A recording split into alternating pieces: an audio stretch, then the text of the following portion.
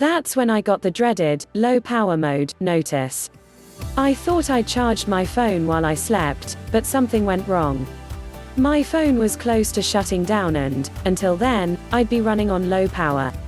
Maybe we're choosing to keep the Holy Spirit at arm's length because of the baggage that's been attached to him, making us fear he'll make us strange.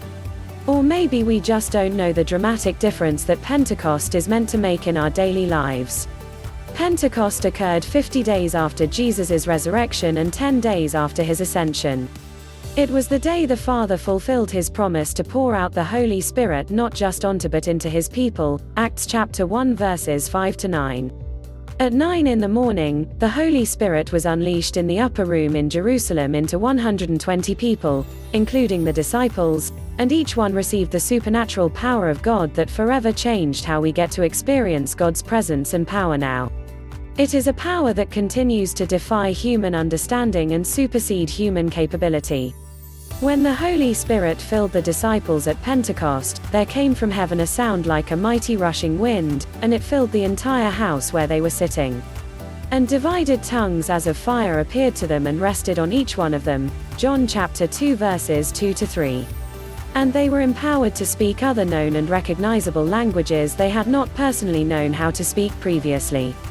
The good news of salvation in Jesus was now accessible to every nation and language. God ordained it, and the Holy Spirit enabled it. Ordinary, even fearful, people who were gathered in a room, just waiting for the Holy Spirit to come, as Jesus had instructed him to do, were radically transformed into people who preached the gospel with clarity, conviction and courage. They became conduits of God's power, to bring healing and hope, for the praise of God's name, through the power of the Holy Spirit. The Holy Spirit that filled the disciples at Pentecost is the same Holy Spirit who filled Jesus and empowered him for his earthly ministry at his baptism in the Jordan River by John the Baptist. This is the same power Jesus had when he was tempted to sin by Satan and didn't succumb, and the same power he had when he performed miracles, healed the sick, raised the dead, and cast out demons. This is the same resurrection power that raised Jesus Christ from the dead. And this is the same power of the Holy Spirit that is deposited in us today when we put our trust in Jesus.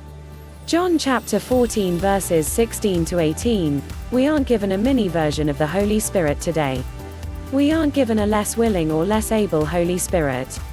The supernatural power of God is the person of the Holy Spirit in us, and he longs to accomplish infinitely more than we might ask or imagine through his mighty power at work within us.